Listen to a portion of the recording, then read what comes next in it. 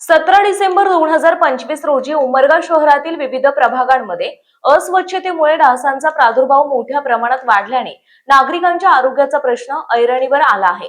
या पार्श्वभूमीवर advocate Sheetal Chavan foundation Umarga यांच्या वतीने आज नगर परिषदेचे मुख्याधिकारी यांना तातडीच्या उपाययोजनांसाठी निवेदन देण्यात आलंय। शहरातील अनेक भागात साचलेले पाणी, उघडी गटारे, कचऱ्याची वेळेवर उचल न होणे तसेच सांडपाणी रस्त्यावर साचून राहणे यामुळे डेंग्यू, मलेरिया, चिकनगुनिया, झिका यांसारख्या आजारांचा धोका वाढल्याचे निवेदनात नमूद करण्यात आले आहे। विशेषतः लहान मुले, ज्येष्ठ नागरिक आणि गर्भवती महिलांसाठी ही परिस्थिती गंभीर असल्याचेही फाउंडेशनने निदर्शनास आणून दिले। निवेदनाद्वारे शहरातील सर्व प्रभागांमध्ये तातडीने फॉगिंग आणि कीटकनाशक फवारणी करणे, साचलेल्या पाण्याचा त्वरित निचरा करणे, उघड्या गटारांवर झाकण बसवणे, कचरा संकलन आणि साफसफाई नियमित करणे तसेच डास प्रतिबंधक उपायांबाबत जनजागृती मोहीम राबवण्याची मागणी करण्यात आली। यासोबतच आरोग्य विभागामार्फत नियमित सर्वेक्षण करून प्रतिबंधात्मक उपाययोजना करण्याची मागणी करण्यात आली।